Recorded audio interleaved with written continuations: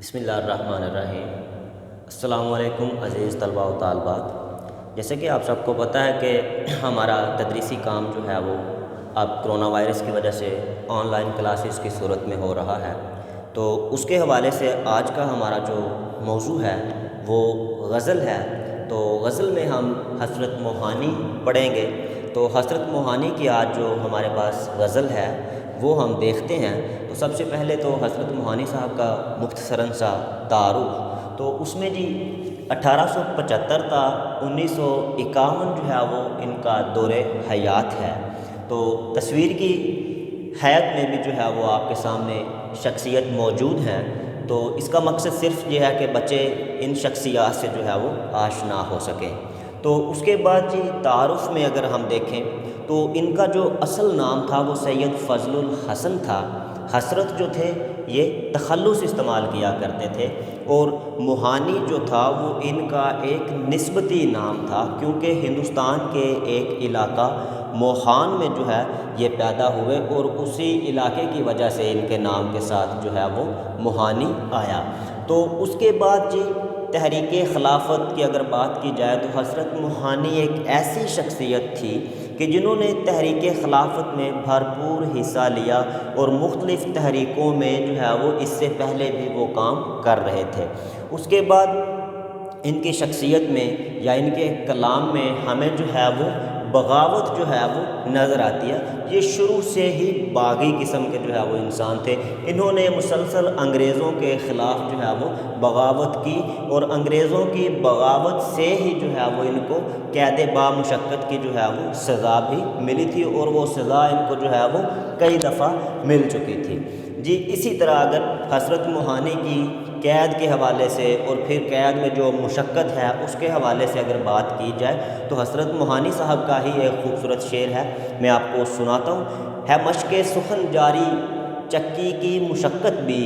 ہے مشق سخن جاری چکی کی مشقت بھی، ایک طرفہ تماشا ہے حسرت کی طبیعت بھی، یعنی کہ حسرت کی طبیعت بھی ایک تماشا ہے۔ تو اس کے بعد جی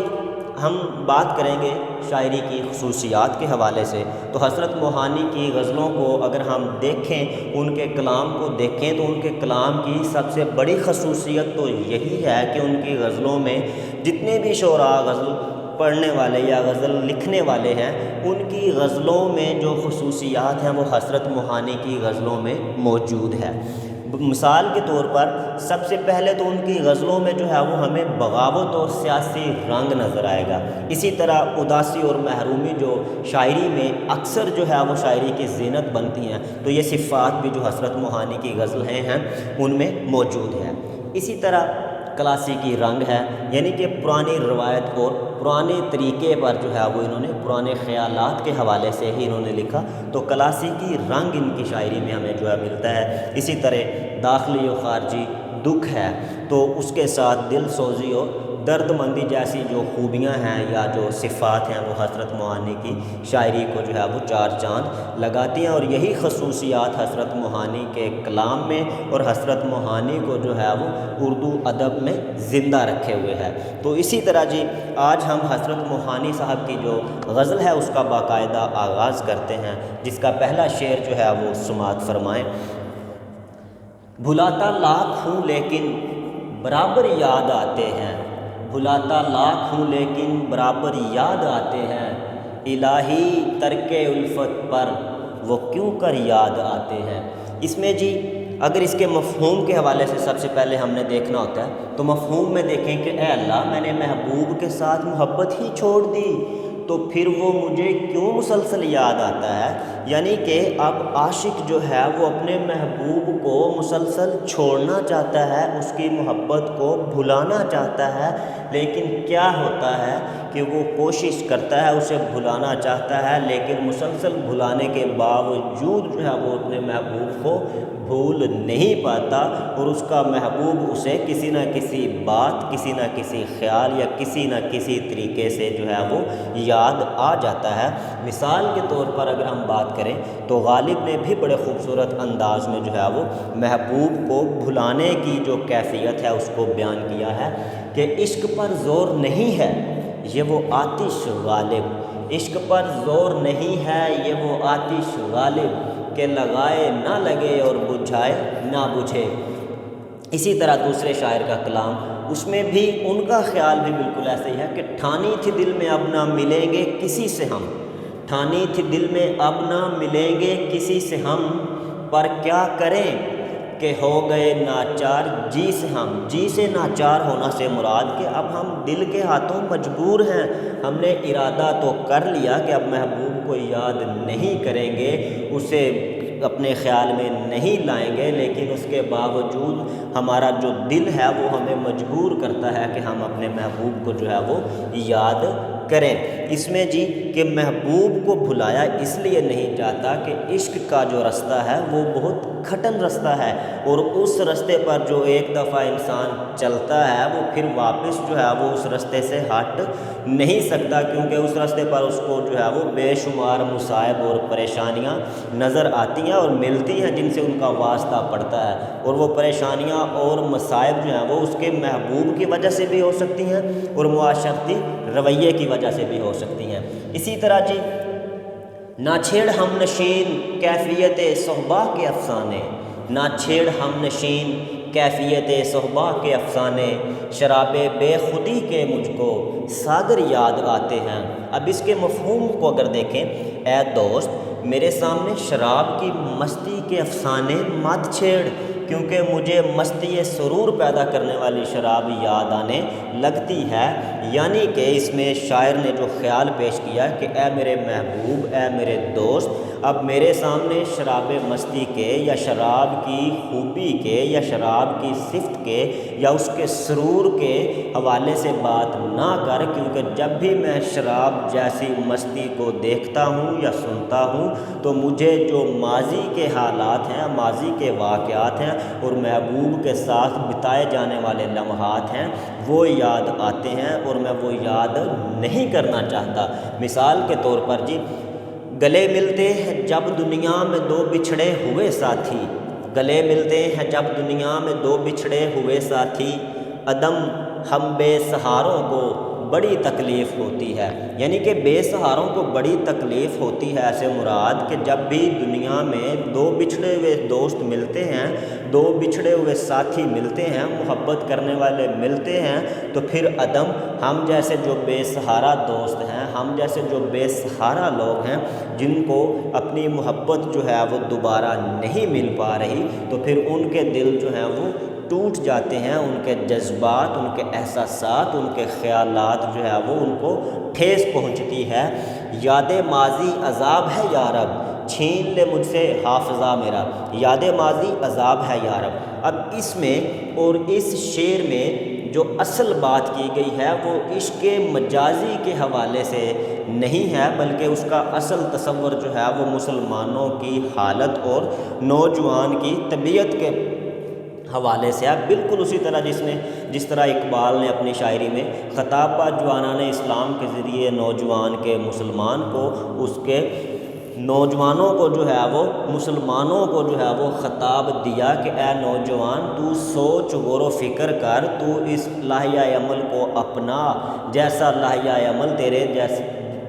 جو عظیم بزرگ ہیں ان کا تھا۔ لیکن آج کا نوجوان جو ہے وہ اس کے حوالے سے اس میں شاعر نے کیا خوبصورت انداز میں کہا ہے کہ یہی وہ مسلمان ہیں، یہی وہ لوگ ہیں، یہی وہ قوم ہے جس قوم نے جو ہے وہ پوری دنیا میں اپنا نام منوا رکھا تھا۔ ایشیا اور افریقہ جیسے جو ممالک ہیں ان میں مسلمانوں کا جو سکہ تھا وہ رائج تھا، اور اسی طرح اگر ہم دور حاضر کو دیکھیں تو دور حاضر میں یہ قوم بھی وہی ہے، ان کا مذہب بھی وہی ہے، ان کا ایمان بھی وہی ہے، اور یہ لوگ بھی وہی ہیں، لیکن ان کے جذبات اور احساسات جو ہیں وہ بدل چکے ہیں۔ اور وہ کیوں بدلے ہیں جی کہ وہ صرف اور صرف اسلامی تعلیمات اور قرآنی تعلیمات سے جو ہے وہ دوری کی وجہ سے ہے، اور اسی وجہ سے یہی قوم جو اسرائیل، افریقہ اور ایشیا جیسے ممالک میں اپنا سکہ منوا رہی تھی، اس کا سکہ رائج تھا، آج یہی قوم جو ہے وہ ذلت اور خستہ حالی کی جو ہے نشانی بن رہا ہے۔ تو اسی طرح جی تیسرا شعر دیکھیں، نہیں آتی تو یاد ان کی مہینوں تک نہیں آتی،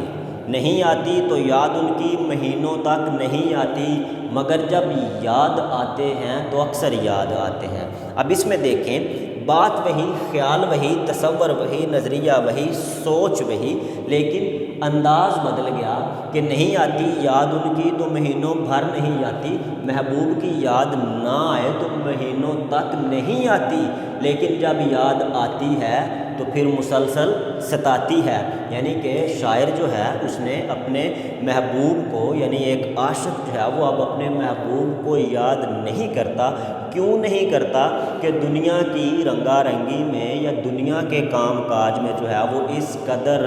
مصروف ہے کہ اس کو یاد کرنے کا وقت نہیں ملا یا فرصت نہیں ملی، تو پھر وہ جو ہے وہ کئی دن یا ہفتے یا مہینے بھی گزر جائیں تو وہ محبوب کو یاد نہیں کرتا۔ لیکن جیسے ہی اسے محبوب کی یاد آتی ہے یا محبوب کے ساتھ گزرا ہوا کوئی لمحہ یاد آتا ہے، اسے احساس ہوتا ہے، تو پھر اس کو محبوب اس طرح یاد آتا ہے کہ اس کی طبیعت جو ہے وہ اس کے اندر ایک اضطراب پیدا ہو جاتا ہے، اور وہ اضطراب اس کو جو ہے وہ مسلسل تڑپنے پر مجبور کر دیتا ہے۔ مثال کے طور پر جی،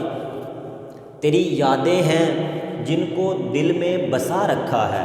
تیری یادیں ہیں جن کو دل میں بسا رکھا ہے، ہم نے اس آگ کو سینے میں دبا رکھا ہے۔ یعنی کہ محبوب تیری یاد ہے جس کو ہم نے اپنے دل میں دبا رکھا ہے، اور پھر اسی یاد کو ہم نے اس قدر دبا رکھا ہے کہ اس کی جو حرارت ہے، اب وہ حرارت یاد کی جو ہے وہ اس قدر بھڑک چکی ہے کہ اس میں جو ہے وہ آگ سلگتی نظر آتی ہے، اور وہ آگ جو ہے وہ اب ہم نے اپنے سینے میں دبا رکھی ہے۔ اسی طرح جی دوسرا حوالہ دیکھیں، شاعر نے کس انداز میں بات کی، سیف کس طرح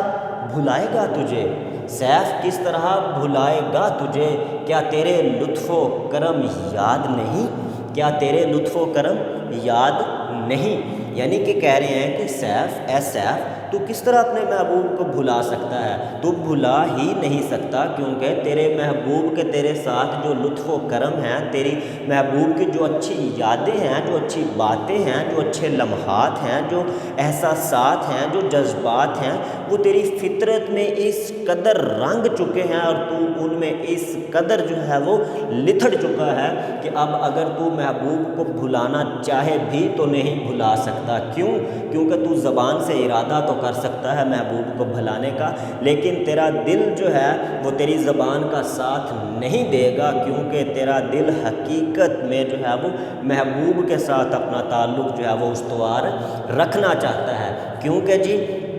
عاشق یا محبوب جو ہے جو سچے عشق کے حوالے سے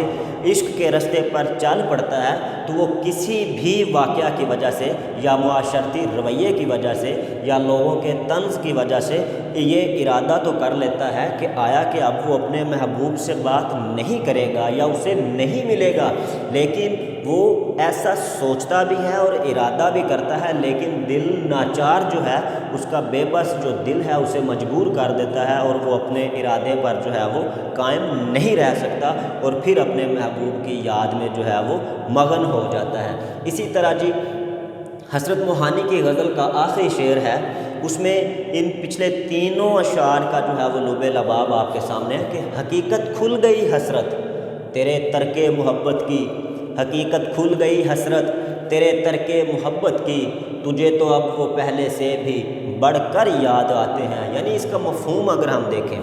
اے حسرت تیرے ترک کی محبت اصلیت ظاہر ہو چکی ہے کہ اب تجھ کو پہلے سے بھی زیادہ محبوب جو ہے وہ یاد آتا ہے۔ یعنی کہ اے حسرت تیرا جو خیال تھا، تیرا جو نظریہ تھا، تیری جو سوچ تھی، تیری جو اصلیت تھی، اب وہ واضح ہو چکی ہے۔ وہ کس صورت میں واضح ہو چکی ہے کہ وہی حسرت، وہی شاعر، اس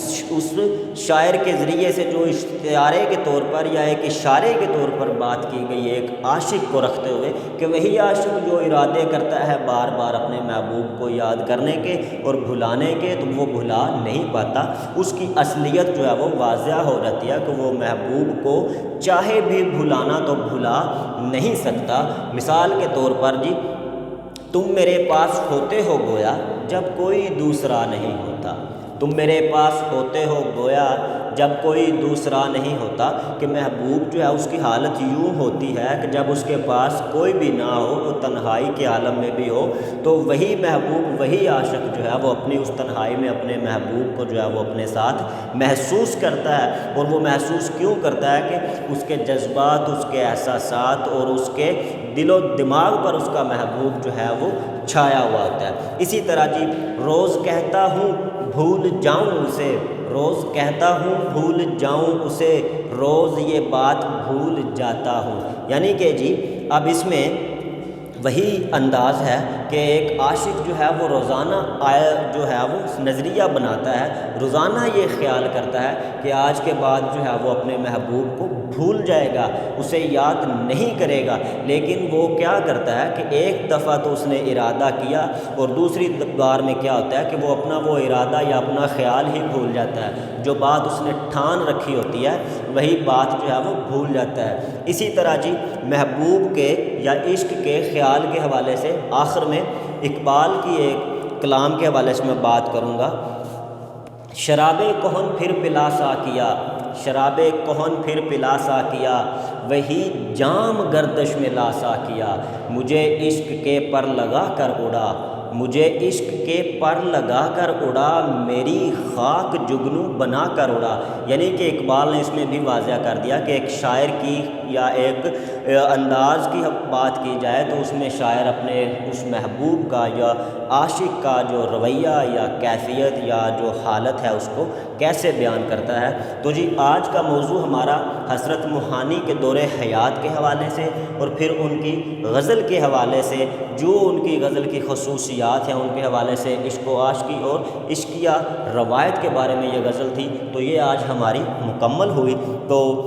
نیکسٹ جو ہے وہ ہم اپنا موضوع جو ہے وہ انشاءاللہ کل کریں گے۔ تو میری طرف سے جی میرے تمام عزیز طلباء و طالبات کو نیک تمناؤں اور نیک دعاؤں کے ساتھ جی الحمدللہ والسلام۔